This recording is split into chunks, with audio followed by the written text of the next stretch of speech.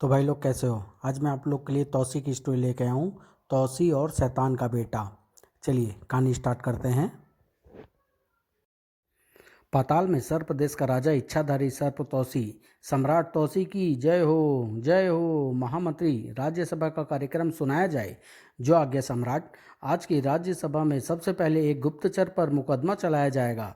इस गुप्तचर का नाम है गांडीव। गांडीव को पेश किया जाए। राज्यसभा में जंजीरों से बंधे गांडीव को पेश किया गया। महामंत्री, मुकदमे की कार्यवाही प्रारंभ की जाए। गुप्तचर गांडीव का अपराध यह है कि यह सर्प देश में आपकी गुप्त शक्तियों की जानकारी प्राप्त करने के लिए खोजबीन कर रहा था। पाताल में सर्प देश ही एक ऐसा देश है जहां सभी तरह की सर्प जातियां निवास करती है, परंतु गांडीव जिस नस्ल का सर्प है वैसा सर्प पाताल में आज तक नहीं देखा गया।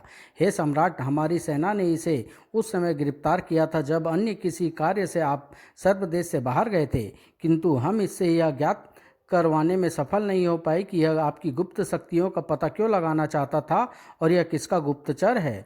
इस बात का क्या प्रमाण है कि यह कोई गुप्तचर है और हमारी गुप्त शक्तियों का पता लगाना चाहता है। चूंकि यह हमारे देश का नहीं है, पाताल की किसी जाति का नहीं है, इसलिए स्पष्ट है कि कहीं दूसरे लोक से आया है और यह विभिन्न स्रोतों से आपकी शक्ति और ब्रह्मास्त्रों की जानकारी के संबंध में पूछताछ करता रहा है, इसलिए इस पर गुप्तचरी का आरोप लगाया गया। तुम कुछ कहना चाहोगे गांडीव? अवश्य सम्राट, कहने के लिए तो आया ही हूँ। आपके महामंत्री ने जितने भी आरोप मुझ पर लगाए हैं वह सब सच है। तुम यह जासूसी क्यों कर रहे थे और कहाँ से आए हो? मुझे किसने भेजा है और कहाँ से आया हूँ यह पता लगाना आपकी गुप्त शक्तियों का काम है, परंतु मैं यहाँ किस उद्देश्य से आया हूँ वह अवश्य बताऊंगा। सम्राट तौसी, मैं यहाँ तुम्हारा अपहरण करने के लिए आया हूँ और यह तब तक संभव नहीं जब तक तुम्हारी गुप्त शक्तियों की काट मेरे पास ना हो। हा हा हा।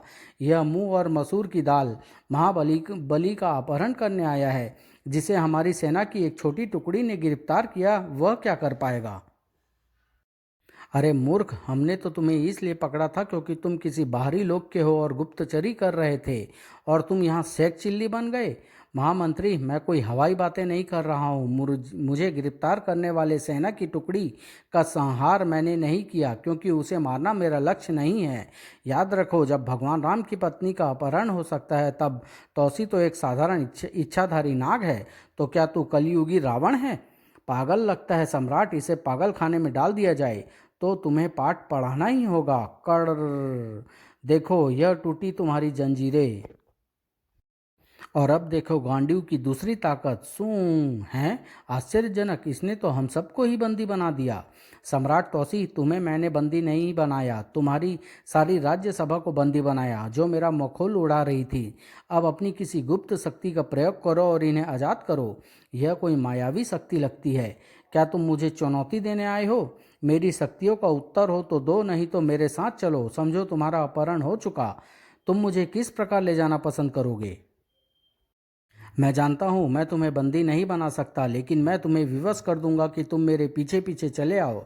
बस बहुत हो चुका। यह कोई नागपास नहीं जो तुमने राज्यसभा के सदस्यों पर फेंका है। यह मायावी पास है। देख यह कैसे कटता है। सू, ओह, इसने मायावी जाल काटने वाला दिव्यास्त्र छेड़ छोड़ा है। अब बता, कहाँ गया तेरा वह पास? अब मैं वह तीर छोड़ने जा रहा हूँ जो इन सब के सिर काट डालेगा। साएं साएं साएं। कड़ाक। सिर काटने की बात छोड़ो, तुम्हारे तो तीर ही कट गए। यह दूसरा दिव्यास्त्र था, इसका नाम काटक है। शायद यह मेरे शस्त्रों की परीक्षा ले रहा है। काफी चालाक मालूम पड़ता है। इसका तुरंत प्रबंध करना होगा। पकड़ध्वज, जाओ इसे बांध डालो।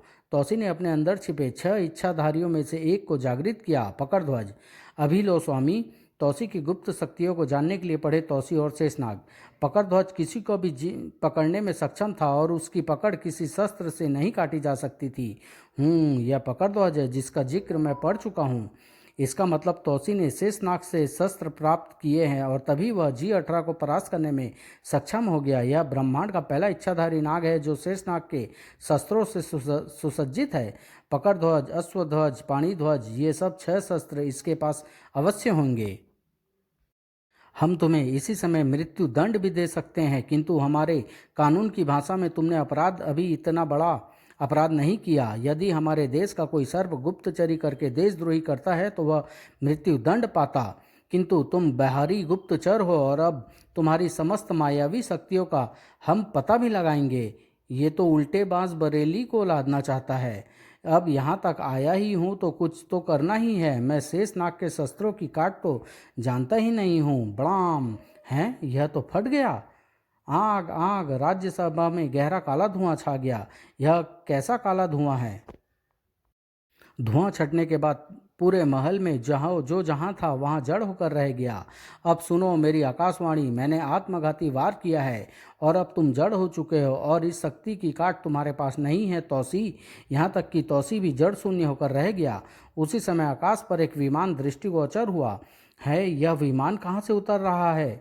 सर्प देश की सुरक्षा सेना सतर्क थी। सेना नायक ने तुरंत आज्ञा दी, विमान को मार गिराओ। सक सक सक, अग्नि बाण से जलाकर राख कर दो। सब विमान ने भी आक्रमण कर दिए। टिर बड़ाम बड़ाम, विमान के आक्रमण ने सर्पदेश में त्राही त्राही मचा दी। तुरंत सम्राट तौसी को खबर पहुंचा दो, सर्पदेश पर एक विमान ने आक्रमण कर दिया है। विमान महल की छत पर उतरा और विमान से बाहर निकला एक मानव। ए सर्पदेश के सर्पों और पातालवासियों, सुनो, ध्यान से सुनो। अगर तुमने मुझ पर आक्रमण करने की कोशिश की तो यह महल ढेर हो जाएगा और इसके अंदर मौजूद तुम्हारा राजा और मंत्रीगण, सेना नायक सब खत्म हो जाएंगे। तुम कौन हो और क्या चाहते हो? मैं सिनुरा हूँ, देवलोक मेरा स्थान है और देवलोक की परी कालीमा का बेटा हूँ। मैं यहाँ इसलिए आया हूँ क्योंकि तुम्हारे राजा तौसी ने मेरे पिता G18 की हत्या कर दी है और 100 को कब्जे में रखा हुआ है। भूलोक और पताल लोक में अभी तक कोई ऐसा सर्प नहीं जो देवलोक के सर्प सिनुरा से श्रेष्ठ हो। अगर तुम्हारे राजा को कुछ देवी शक्ति प्राप्त न होती तो मेरा भेजा दूत गांडी हुई उसे सबक सिखा देता। तुम में से एक राज्यसभा में जाकर देखें, मेरे दूत गांडीव ने अपने प्राण त्याग कर सबको जड़ शून्य कर दिया है। महल में कोई हिल भी नहीं सकता, सब मेरे बंधक बन चुके हैं। भीड़ और एक सेना नायक महल के भीतर दौड़े।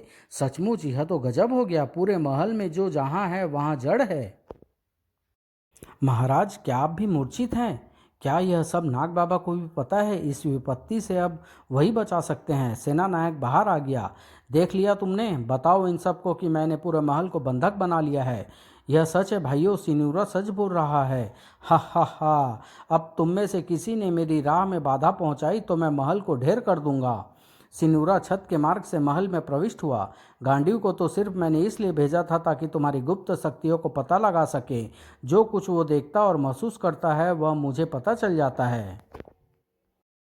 उधर सेना नायक का घोड़ा नाग बाबा के आश्रम की तरफ दौड़ पड़ा। टक टक टक। आश्रम में क्या बात है सुरक्षा सेना नायक, तुम इतना घबराए क्यों हो? गजब हो गया नाग बाबा, सर्पदेश पर देवलोकवासी सिनुरा का हमला हो गया है देवलोक? सारी बात सुनकर नाग बाबा ने तुरंत महल के लिए प्रस्थान किया। शीघ्र ही नाग बाबा महल में पहुंच गए। कहाँ है सिनुरा? वह महल के अंदर गया है। सिनुरा ने तौसी को उठा लिया था। ठहरो। सिनुरा, सम्राट तौसी को सम्मानपूर्वक सिंहासन पर बैठा दो। शायद तुम तौसी के गुरु नाग बाबा हो। गांडीव ने दो ही शक्तियाँ बताई थी, एक तौसी और दूसरी नाग बाबा। बताओ तुम नाग बाबा हो या कोई और? हाँ, मैं नाग बाबा हूँ। तो सुनो नाग बाबा, मेरी माँ काली माँ का हुक्म है, जिसने मेरे पिता की हत्या की है उसे जीवित उनके कदमों में पेश करूँ। इसलिए मैं तौसी का अपहरण करके ले जा रहा हूँ और मुझे इस कार्य में स्वयं ब्रह्मा भी नहीं रोक सकते। यह कैसे संभव है कि भूलोक के एक शैतान G18 का देवलोक से कोई संबंध है? जुबान पर लगाम दो बाबा, मेरे पिता को अपशब्द कहे तो धूल में मिला दूंगा। मेरे पिता G18 में एक शक्ति वह भी थी जिसके माध्यम से वह देवलोक में विचरण करते थे। देवलोक में मेरी माँ उनकी पत्नी है। तो फिर तो तू शैतान का बेटा है। सावधान नाग बाबा, बहुत हो चुका। अब मुझे तुम्हारी जुबान बंद करने पर बाध्य होना पड़ेगा। तो फिर कायर की तरह क्यों खड़ा है? उठा शस्त्र। कर कर कालू जिन, मैं इसे युद्ध में उलझा कर रखता हूँ। तू तौसी को उठाकर तुरंत अज्ञात महल में पहुंचा दो। ढिसूम, तड़ाक, कड़ाक कड़ाक। हैं? तौसी कहाँ गया? मेरा उद्देश्य केवल तौसी को हरण करना है नाग बाबा। ठाक, तौसी कहाँ गया? तौसी को कालू जिन उठाकर ले आया। जरूर वह महल से बाहर चला गया है। नाग बाबा की बाधा काटने के लिए मुझे अवश्य अदृश्य हो जाना चाहिए। नाग बाबा, याद रखना, तुमसे अपने अपमान का बदला लेने अवश्य आऊँगा। और ये भी याद रखना कि जब तक मैं तौसी का हरण करके इस लोक से विदा नहीं हो जाता, तुम्हारी राज्यसभा बंधक ही बनी रहेगी। कहाँ गायब हो गया? सबसे पहले मुझे इस शक्ति की काट करनी होगी जिससे सिनुरा ने तौसी को भी जड़ कर दिया। तौसी की मूर्छा दूर करनी होगी। कालू तौसी को लेकर अज्ञात महल में पहुंच चुका था। राजन, यहाँ कोई मायावी शक्ति पहुंच ही नहीं सकती। नाग बाबा भी अज्ञात महल के लिए चल पड़े। मुझे नाग बाबा का पीछा करना चाहिए। मुझे अब कोई देख नहीं सकता। अवश्य ही नाग बाबा तौसी के पास पहुंचेगा। तौसी की मूर्छा नहीं टूटी थी। अज्ञात महल जल मार्ग में था। हैं, यह नाग बाबा तो जल मार्ग में समा गया, किंतु कहाँ गया? सिनुरा सांप बनकर पानी में उतर गया। अज्ञात महल भी अदृश्य था। अज्ञात महल भी अदृश्य महल था जिसे नाग बाबा की असीमित शक्तियों ने बनाया था। यहाँ हमारी अनुमति के बिना ब्रह्मा भी कदम नहीं रख सकते। तौसी की नाड़ी की गति तो स्वस्थ है, सांसें भी ठीक चल रही है, बस केवल मस्तिष्क की क्रिया शून्य हो गई है। तौसी की छठी इंद्री जागृत करता हूँ। नाग बाबा ने तौसी के मस्तिष्क की एक नाड़ी दबाई। नाग बाबा, यह क्या? मैं कहाँ? यह तुम्हारा सुप्त मस्तिष्क बोल रहा है वत्स। तुम्हारे चेतन मस्तिष्क को किसी देवी शक्ति ने जकड़ रखा है। मैं जानता हूँ नाग बाबा। अब आप मेरे चेतन मस्तिष्क को जागृत करने के लिए एक कार्य करें। मेरी सुषुम्ना नाड़ी और जीवन नाड़ी को दबाकर मुख्य धारा में जोड़ दो। नाग बाबा ने वैसे ही किया और तौसी सुप्त अवस्था से जाग उठा। वह गांडीव का बड़ा शक्तिशाली आक्रमण था। उसने मेरी सुषुम्ना और जीवन नाड़ी की धारा ही मोड़ दी। मैं तुम्हारी छठी इंद्री से यह जानना चाहता था। गांडीव तो सुनीरा का शस्त्र दूत था जिसने अपने प्राण त्याग कर यह अंतिम शक्ति छोड़ी थी। तो क्या सिनुरा मेरी गुप्त शक्तियों का भेद जानना चाहता है जिसके कारण G18 का पराजय हुई? नाग बाबा ने तौसी को सारी बातें बताई। वह मेरा अपहरण करने आया है नाग बाबा। अगर आपकी आज्ञा हो तो मैं देवलोक की सैर कराऊं। वत्स, अगर तुम सिनुरा को अपने लोक में पराजित नहीं कर सकते तो मैं तुम्हें देवलोक की अनुमति नहीं दे सकता। और अगर मैंने सिनुरा को पछाड़ दिया तो उस सूरत में तुम्हें देवलोक जाने की आज्ञा है। तो फिर मुझे अज्ञात महल से बाहर ले जाएं। तौसी ने अपनी गुप्त इच्छाधारी शक्तियों को निर्देश देना शुरू किया। अदृश्य ध्वज, तुम्हारा सबसे पहला काम यह होगा कि सिनुरा मेरे सामने से अदृश्य न होने पाए। वह शक्ति मैं आपको दे दूंगा। दूसरा काम यह होगा कि अगर वह फिर मुझे जड़वत करने के लिए कोई शस्त्र छोड़ देता है तो तुम वही प्रक्रिया करोगे जो नाग बाबा ने की है।